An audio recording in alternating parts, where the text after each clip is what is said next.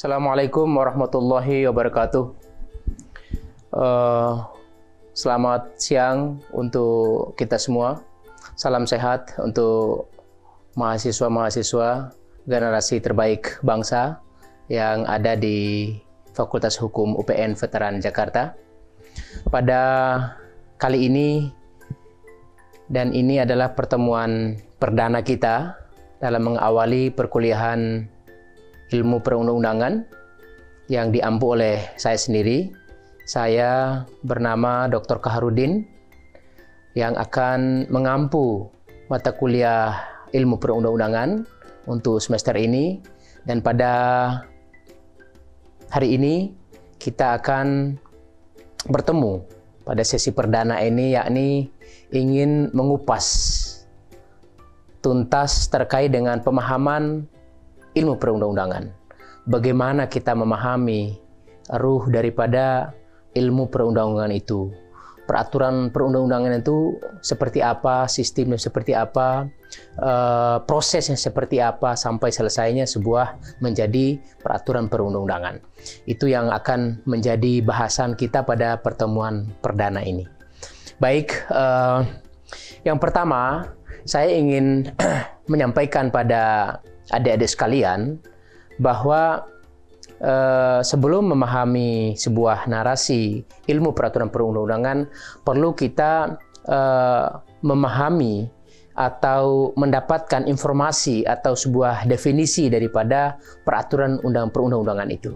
Apa sih peraturan perundang-undangan itu? Nah, peraturan perundang-undangan adalah sebuah istilah yang digunakan untuk merujuk pada aturan-aturan atau norma-norma hukum yang dibuat oleh sebuah lembaga negara yang berwenang. Nah, peraturan perundang-undangan ini berfungsi sebagai dasar hukum atau aturan hukum, norma hukum yang mengatur perilaku hubungan antar individu, kelompok, entitas dalam sebuah negara tertentu. Itulah arti daripada sebuah peraturan perundang-undangan. Nah, ada hal yang sangat urgen untuk dipahami pada ranah peraturan perundang-undangan itu adalah bahwa di suatu negara harus dipahami bahwa berbeda-beda antara peraturan perundang-undangan satu dan perundang lainnya. Itu yang dipahami. Ini hal yang sangat mendasar untuk dipahami bahwa umpamanya bagaimana peraturan perundang-undangan yang ada di Amerika dengan Indonesia pasti berbeda. Bagaimana peraturan perundang-undangan yang ada di Australia dengan Indonesia pasti berbeda. Dan setiap negara memiliki sistem hukum sendiri. Peraturannya berbeda, sistemnya berbeda, prosesnya pun saya yakin itu berbeda juga. Oleh karena itu, peraturan perundang-undangan itu hanya sesuai dengan prinsip-prinsip keadilan dan hak asasi manusia dan nilai-nilai masyarakat yang ada pada sebuah negara tersebut. Itu yang perlu dipahami pada batasan awal daripada sebuah peraturan perundang-undangan. Selanjutnya, melihat perkembangan bahwa ilmu perundang-undangan itu didefinisikan pertama kali oleh seorang ahli yang bernama Burhan Krems. Dia mendefinisikan sebagai suatu disiplin ilmu interdisipliner dengan tentang pembuatan peraturan sebuah peraturan negara.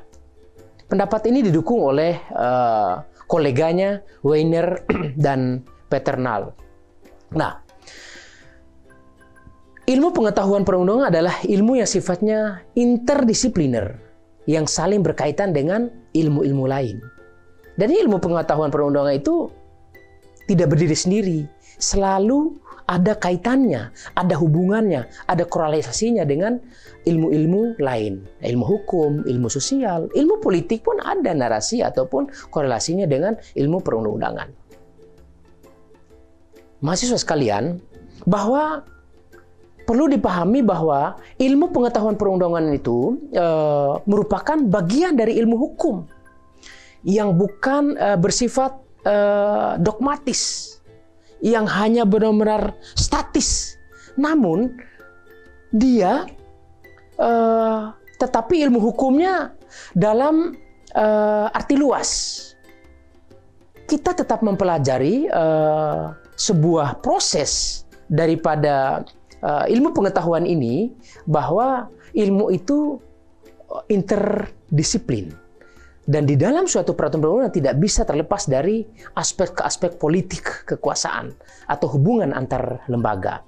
Jadi bisa dipahami bahwa ilmu peraturan perundang-undangan itu adalah ilmu yang interdisipliner, yang saling berkaitan dengan ilmu-ilmu lain. Dia berkait dengan ilmu administrasi negara, ilmu hukum, ilmu sosial, ilmu politik, dan ilmu-ilmu lainnya. Nah, ilmu pengetahuan perundang menurut Burkhan Krems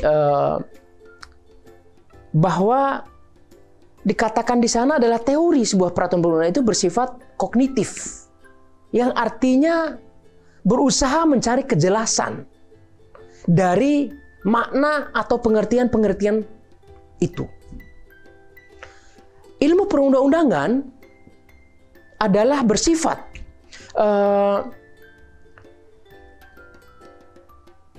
tidak kaku dia. Dia berhubungan dengan ilmu-ilmu lain. Membahas juga tentang proses pembuatan suatu peraturan negara.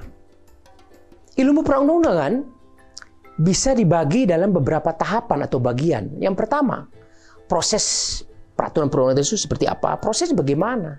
Metodenya seperti apa? Tekniknya seperti apa? Itulah ruh sebuah ilmu pengetahuan perundang-undangan menurut Burkhan Krems. Yakni ada prosesnya, ada metodenya, dan ada teknik peraturan perundang-undangan. Bagaimana prosesnya berjalannya atau jadinya sebuah peraturan perundang-undangan? Bagaimana metode untuk mendapatkan aturan itu jadi? Bagaimana tekniknya menjadikan sebuah peraturan perundang-undangan? Itu semua yang dipelajari atau dipahami oleh sebuah narasi yang namanya ilmu peraturan perundang-undangan. Nah, beda lagi menurut Weiner Wolfer, kolega daripada temannya tadi, yang mengatakan bahwa ilmu perundang-undangan adalah bagian dari ilmu politik. Jadi, menurut Weiner ini, bahwa ilmu perundang-undangan itu adalah bagian dari ilmu politik. Yang mana hukum yang didasarkan pada pengalaman hukum serta merupakan petunjuk dalam sebuah pembentukan hukum itu sendiri. Nah, lebih lanjut, Weiner menyampaikan bahwa sebuah penelitian hukum, yaitu membahas tentang undang-undang, membentuk undang-undang dan pembentukan undang-undang, itulah yang dinamakan dengan ilmu pengetahuan perundang-undangan, yakni bagaimana meneliti kenyataan hukum itu, membahas pembentukan undang-undang itu, dan membentuk undang-undang itu sendiri. Mahasiswa sekalian, untuk memahami ilmu perundang-undangan bisa dibagi menjadi 3 menurut Weiner. Yang pertama, teknik perundang-undangan, yaitu strukturnya bagaimana. Yang kedua, metode perundang-undangan, bagaimana cara kerjanya atau prosesnya. Yang ketiga adalah bagaimana menganalisis peraturan perundang-undangan sehingga kita dapat makna yang sesungguhnya apa yang terkandung dalam sebuah narasi peraturan perundang-undangan itu. Makna daripada sebuah peraturan itu. Yang terakhir adalah bagaimana teknik atau taktik perundang-undangan itu, yaitu seperti ada ragam bahasanya, strateginya. Memahami sebuah narasi peraturan perundang-undangan itu adalah hal yang sangat unik sekali. Karena bahasa peraturan perundang-undangan dengan bahasa biasa itu sangat berbeda. Orang yang tidak memahami sebuah bahasa, narasi yang terkandung dalam sebuah peraturan perundang-undangan tidak akan dapat menjelaskan secara utuh. Tidak akan memahami secara utuh bagaimana per pasal dari sebuah aturan itu. Bagaimana isi ayat daripada sebuah aturan itu. Bagaimana narasi utuh daripada pesan daripada sebuah peraturan itu. Oleh karena itu dia mempunyai yang namanya taktik dalam sebuah bahasa atau strategi menyampaikan pesan di dalam narasi pasal per pasal dalam peraturan perundang-undangan itu. Nah, Ini hal yang sangat mendasar dalam memahami atau kita belajar terkait dengan ilmu peraturan perundang-undangan. Bahwa hierarki atau jenis peraturan perundang-undangan di Indonesia itu ada beberapa. Coba kita analisa satu-satu. Yang pertama, ada yang dinamakan Undang-Undang Dasar Republik Indonesia tahun 1945. Itu adalah kerangka utuh daripada sebuah narasi peraturan perundang-undangan sebuah Indonesia. Yang kedua adalah namanya ketetapan MPR. Yang ketiga adalah namanya peraturan undang-undang atau namanya Perpu. Yang keempat ada namanya peraturan pemerintah, turunan daripada undang-undang atau Perpu itu. Yang kelima ada namanya peraturan presiden. Yang keenam adalah peraturan daerah, provinsi ataupun kabupaten kota. Itulah sebuah jenis ataupun namanya hierarki peraturan perundang-undangan di Indonesia. Ada 7 jenis. Nah, perlu kita juga memahami ada sebuah namanya asas-asas yang terdapat dalam sebuah narasi peraturan perundang-undangan itu. Yang pertama kita harus memahami, ini sangat mendasar ini. Para calon sarjana hukum, apalagi dia udah sarjana hukum, harus memahami 3 asas krusial ini. 3 asas mendasar ini. Daripada kita belajar sebuah narasi hukum bahkan. Bukan hanya peraturan perundang-undangan. Tapi orang hukum secara keseluruhan paling tidak harus memahami 3 asas utama ini. Yang pertama apa? Ada namanya yang sering disebut dengan lex poteriori derogat legi priori. Yang bermakna adalah hukum yang baru mengesampingkan hukum yang lama. Jadi manakala aturan hukum itu baru ada, yang lama ini udah selesai dia. Itu maksudnya. Jadi yang baru ini mengesampingkan yang udah pernah terjadi. Udah pernah ditetapkan. Udah pernah berjalan. Karena ada hukum yang baru. Yang satu lagi adalah lex superior derogat legi inferior. Yang artinya adalah bahwa hukum yang lebih tinggi mengesampingkan hukum yang lebih rendah. Jadi manakala ada sebuah narasi undang-undang, setelah itu narasinya aturan yang lamanya atau lebih rendahnya adalah peraturan pemerintah, ya kuat yang lebih tinggi undang-undang itu. Yang terakhir adalah lex specialis derogat legi generalis. Yang bermakna bahwa hukum yang lebih khusus mengesampingkan hukum yang lebih umum. Jadi kalau ada sebuah narasi pasal atau ayat atau sebuah aturan, dia lebih khusus, pasti mengalahkan aturan yang lebih umum ini.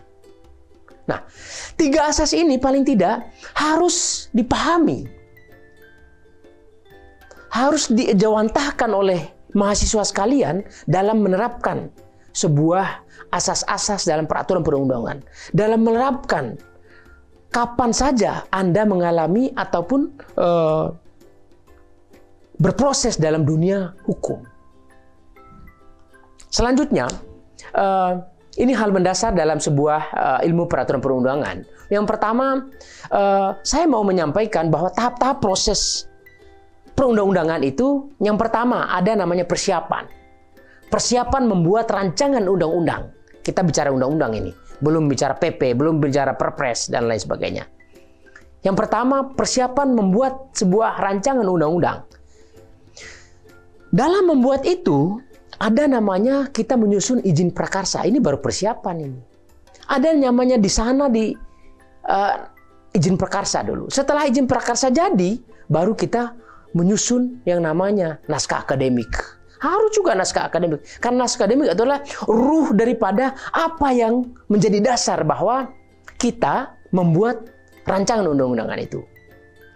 Semacam latar belakang yang menjelaskan bahwa apa pentingnya membuat rancangan undang-undang ini. Yang kedua, setelah membuat rancangan undang-undang diproses, dijalani prosesnya sampai jadi, masuklah namanya undang-undang itu di tahap penetapan. Siapa yang menetapkan? Kementerian Hukum dan HAM memproses itu untuk ditetapkan. Kemudian dibawa ke ranah Kementerian Sekretaris Negara untuk undang-undang itu disahkan. Itu baru proses yang kedua. Proses yang ketiga adalah pelaksanaan daripada undang-undang itu. Undang-undang udah jadi, ya udah dilaksanakan oleh rakyat, oleh masyarakat. Bagaimana undang-undang itu bisa jalan yang sesungguhnya? Makanya dalam sebuah persiapan, sebuah proses penetapan itu benar-benar undang-undang itu harus benar-benar berisi untuk kedamaian, untuk ketenangan, untuk memberi kenyamanan kepada seluruh warga Indonesia. Yang terakhir adalah ada namanya evaluasi atau peninjauan kembali sebuah peraturan perundangan yang telah jadi. Ya namanya undang-undang kalau ada umpamanya dari satu isi peraturan perundangan ini, seandainya pun tidak juga memberi kemaslahatan atau memberi kemanfaatan pada seluruh generasi bangsa atau masyarakat, ya bisa ditinjau kembali untuk diganti atau untuk direvisi. Seperti itu. Nah, saya ingin menyampaikan, setelah menyampaikan tahapan gimana proses sebuah peraturan perundang-undangan itu, saya ingin menyampaikan bahwa metode perundang-undangan itu seperti apa sih? Metode menjadikan undang-undang itu jadi sampai seperti apa? Nah, bahwa membuat sebuah rancangan peraturan perundang-undangan itu harus benar-benar berisi. Isinya itu jelas.